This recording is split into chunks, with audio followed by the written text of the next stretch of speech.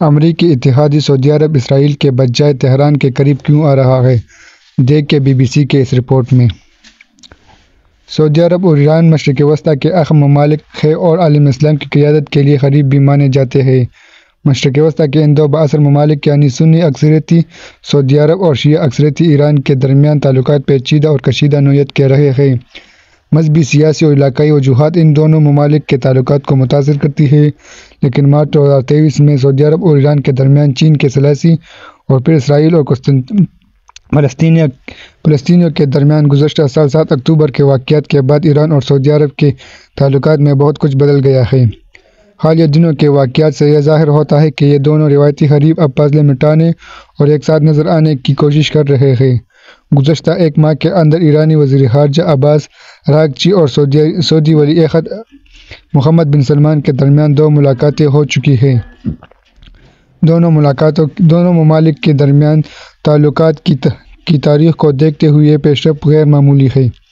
ایرانی وزیر خارجہ عباس اراغچی نے بدھ کے روز بغیر کسی ہچکچاہٹ کے واضح طور پر کہا کہ علاقائی سطح پر بات چیت کوئی آپشن نہیں بلکہ ضرورت ہے۔ ایرانی وزیر خارجہ نے سعودی عرب کے دارالحکومت ریاض میں عرب ممالک کے سربراہی اجلاس میں شرکت کے بعد ایکس پر لکھا کہ مشترکہ خدشات اور مشترکہ مفادات ہیں۔ ہم سب خطے کو درپیش بڑے بحرانوں کا سامنا کرنے میں تعاون اور ہم آہنگی کی اہمیت کو سمجھتے ہیں۔ ایک آپشن نہیں بلکہ ضرورت ہے۔ ہم سب نے اس پر اتفاق کیا ہے۔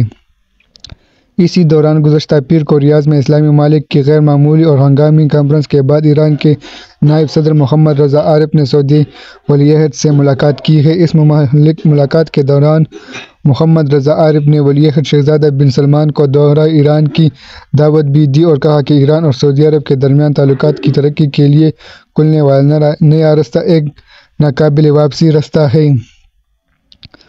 سعودی ولی عہد سے ملاقات کے بعد ایران نائب صدر نے یہ بھی کہا کہ ایران اور سعودی عرب کے تعلقات میں بہتری سے نہ صرف یہ دونوں ممالک اور مشرق وسطیٰ متاثر ہوگی بلکہ اس سے خطے کے اسلامی ممالک کے درمیان بھائی چارہ بھی بڑھے گا۔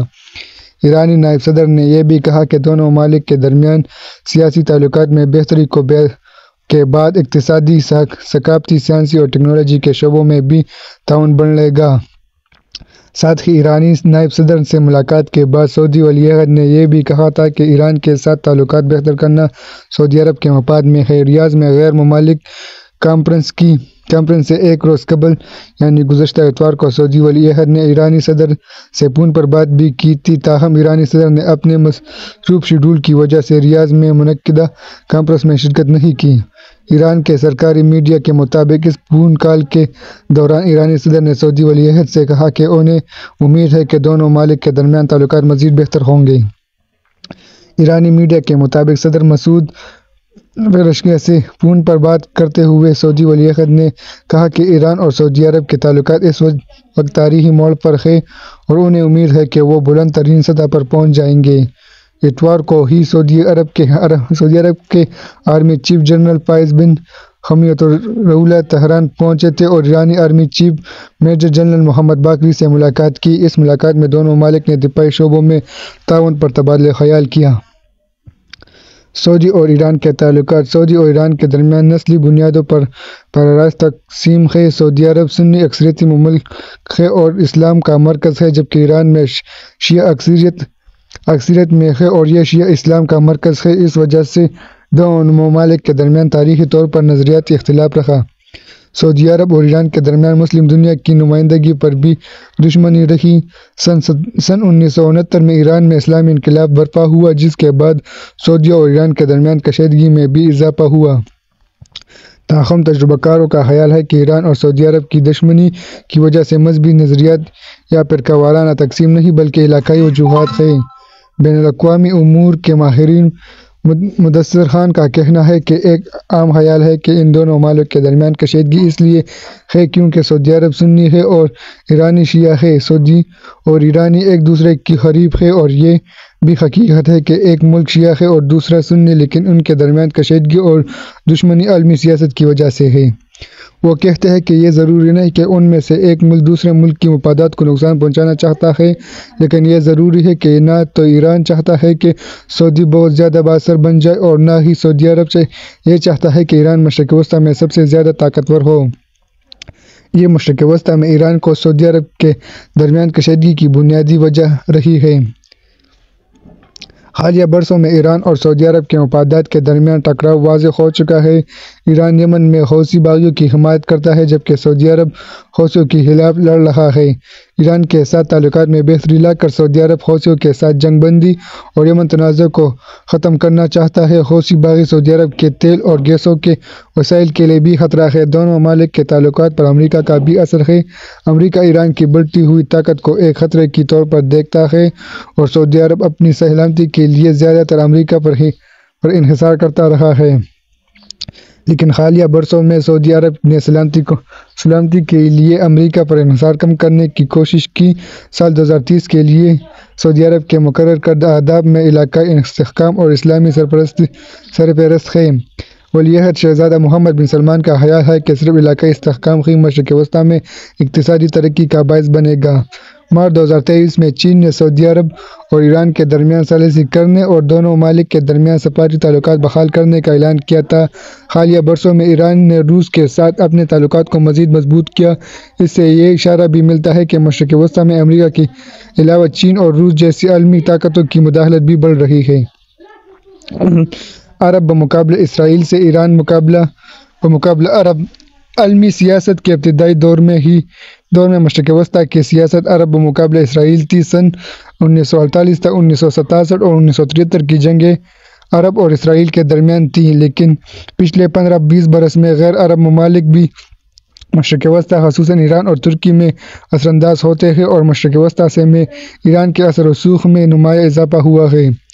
ایران اپنی طاقت اور حمایت یافتہ گروہوں کے ذریعے براہ راست مشرق وسطی میں اپنے اثر و رسوخ کا دائرہ بڑھا رہا ہے۔ ایران اس وقت مشرق وسطی کی ایک بڑی طاقت ہے۔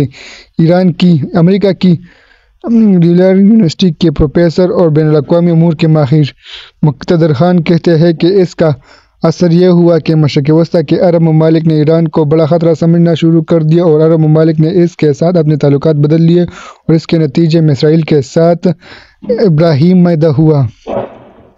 ان کے مطابق امریکہ کی ثالثی میں اسرائیل اور عرب ممالک کے درمیان طے پانے والے معاہدوں کا مقصد اسرائیل کے ساتھ تعلقات کو معمول پر لانا تھا۔ متحدہ عرب امارات اور بحرین 2020 میں اسرائیل کے ساتھ تعلقات بحال کرنے والے پہلے عرب ممالک بن گئے۔ بعد ازاں سوڈان اور مراکش نے بھی ان معاہدوں میں شمولیت اختیار کی اور اسرائیل کے ساتھ تعلقات بحال کر لیے۔ ان معاہدوں کے بعد عرب ممالک میں اسرائیل کے سفارتخانے کھل گئے اور براہ راست پروازیں شروع ہو گئیں۔ کئی دیگر شعبوں میں بھی تعاون بڑھانے کی کوشش کی گئی۔ ابراہیم معاہدے کا واضح پیغام یہ تھا کہ مشرق وسطی میں ایران اسرائیل سے بڑا خطرہ ہے۔ غزہ پر اسرائیلی حملوں کے بعد کی صورتحال۔ لیکن اب 7 اکتوبر کے واقعات کے بعد یہ صورتحال بھی بدل گئی۔ سعودی عرب جو امریکہ کی ثالثی سے اسرائیل کے ساتھ معاہدہ کرنے جا رہا تھا، اس نے ابھی تک اسرائیل کے ساتھ کوئی معاہدہ نہیں کیا۔ یاد رکھیں گزشتہ برس 7 اکتوبر 2023 کو حماس نے اسرائیل پر حملہ کر کے 1200 سے زیادہ اسرائیلیوں کو ہلاک کر دیا تھا۔ اس کے بعد اسرائیل نے غزہ میں بڑی فوجی مہم شروع کی اور گزشتہ 13 ماہ کے دوران اسرائیلی حملوں میں تقریباً 43,000 سے زائد فلسطینی ہلاک اور لاکھوں بے گھر ہو چکے ہیں اور اب یہ لڑائی لبنان تک پہنچ گئی ہے۔ حالیہ چند مہینوں میں پہلی بار اسرائیل نے ایران پر بھی براہ راست حملے کیے اور ایران نے اسرائیل پر میزائل حملوں کا خوب جواب دیا۔ اسرائیل اور ایران کے درمیان کشیدگی بھی اپنی عروج پر ہے اور اس کے فوجی تصادم تک پہنچنے کے امکانات بڑھ گئے ہیں۔ تجربہ کاروں کا خیال ہے کہ 7 اکتوبر کے حملوں نے اسرائیل اور سعودی عرب کے درمیان معمول پر آنے والے تعلقات کو پٹری سے اتار دیا اور سعودی عرب کو ایران کے قریب آنے کے بارے میں سوچنے پر مجبور کر دیا ہے۔ مقتدر خان کا کہنا ہے کہ ایران کو تنہا کرنے کے لیے اسرائیل اور امریکہ چاہتے ہیں کہ اسرائیل سعودی عرب کے ساتھ معاہدہ کرے، لیکن اگر سعودی عرب ایران کے ساتھ اپنے تعلقات بہتر کر لے اور ایران کو اپنے لیے خطرہ سمجھنا چھوڑ دے تو سعودی عرب کو اسرائیل کے سامنے جھکنے کی ضرورت نہیں رہے گی۔ اسرائیل اور عرب ممالک کے درمیان معاہدوں کی ثالثی کرنے والے ڈونلڈ ٹرمپ دوبارہ امریکی صدر منتخب ہو گئے ہیں۔ تجربہ کاروں کا خیال ہے کہ اس سے مشرق وسطی کی صورتحال پر بھی اثر پڑے گا۔ مقتدران کا کہنا ہے کہ ڈونلڈ ٹرمپ کے امریکہ کے صدر بننے کے بعد سعودی عرب پر اسرائیل کے ساتھ معاہدہ کرنے کے لیے دباؤ ہوگا۔ ایسی صورتحال میں یا تو سعودی عرب اس دباؤ کو نظر انداز کر سکتا ہے یا معاہدے کے لیے اپنے مطالبات کو بڑھا سکتا ہے، لیکن مشرق وسطیٰ کی موجودہ صورتحال میں یہاں ایران اور سعودی عرب کے تعلقات سب سے اہم ہیں۔ اگر ایران اور سعودی عرب کے تعلقات خراب ہوئے تو سعودی عرب فلسطینیوں کا مسئلہ چھوڑ دے گا اور پھر جلد یا بدیر اسرائیل کے ساتھ کوئی معاہدہ کر لے گا۔ ان کے مطابق حالیہ اثرات ایسے ہیں کہ سعودی عرب اور ایران قریب آ رہے ہیں۔ مثال کے طور پر پچھلے سال سعودی عرب اور ایران نے چین کے ذریعے سفارتی تعلقات بحال کیے تھے۔ دونوں ممالک کی فوجوں نے مشترکہ مشقیں بھی کی ہیں۔ گزشتہ پیر کو سعودی عرب دارالحکومت ریاض میں مشرق وسطیٰ کی صورتحال کے حوالے سے عرب ممالک کی ہنگامی کانفرنس میں سعودی ولی عہد محمد بن سلمان نے اسرائیل کے لیے انتہائی سخت زبان استعمال کی اور کہا کہ اسرائیل نسل کشی کر رہا ہے۔ مقتدران کا کہنا ہے کہ محمد بن سلمان کی زبان میں یہ سختی ایران کے ساتھ بہتر تعلقات کی وجہ سے ہے۔ اگر سعودی عرب کے ایران کے ساتھ تعلقات بہتر ہوئے تو اس کا براہ راست اثر اسرائیل کے ساتھ معاہدے پر پڑے گا اور اس کا اثر مشرق وسطیٰ پر بھی پڑے گا۔ ایران اور سعودی عرب کیوں قریب آ رہے ہیں؟ تجربہ کاروں کا خیال ہے کہ ایران اور سعودی عرب دونوں کی مجبوری ہے کہ وہ اپنے اختلافات کو دور کریں اور اپنے تعلقات کو بہتر بنانے کے لیے کی کوشش کریں۔ پروفیسر مدثر خان کا کہنا ہے کہ کسی حد تک دونوں ممالک اپنے تعلقات کو بہتر بنانا چاہتے ہیں، لیکن اب جو پیش رفت ہو رہی ہے وہ اس بات کا براہ راست اشارہ ہے کہ سعودی عرب اور ایران ایک دوسرے کے ساتھ روابط بڑھانا چاہتے ہیں اور اس کی براہ راست وجہ مشرق وسطیٰ کی موجودہ حالات ہیں۔ ان کے مطابق تاہم سعودی عرب کو بہت احتیاط سے آگے بڑھنا ہوگا کیونکہ سعودی عرب کے کسی فوجی تنازع میں براہ راست ملوث ہونے کا خطرہ مول نہیں لے سکتا۔ مدثر خان کا کہنا ہے کہ اگر سعودی عرب اور ایران کے درمیان بات چیت فوجی تنازع تک پہنچ جاتی ہے تو سعودی عرب اس تنازع میں براہ راست ملوث نہیں ہونا چاہے گا، کیونکہ ایران اور اسرائیل دونوں فوجی طاقتیں ہیں لیکن سعودی عرب فوجی طاقت نہیں ہے۔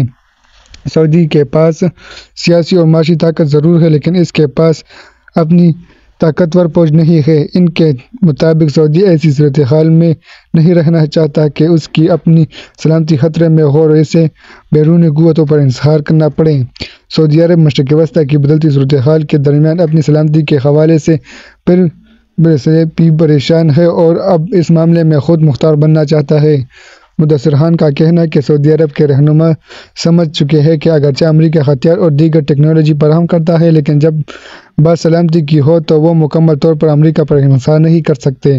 یمن میں حوثیوں کے ساتھ تنازع کے دوران جب سعودی عرب کی تیل کی پائپ لائنوں پر حملہ کیا گیا تو اس دوران وہ اس بات کو بہتر طور پر سمجھ پایا ہے۔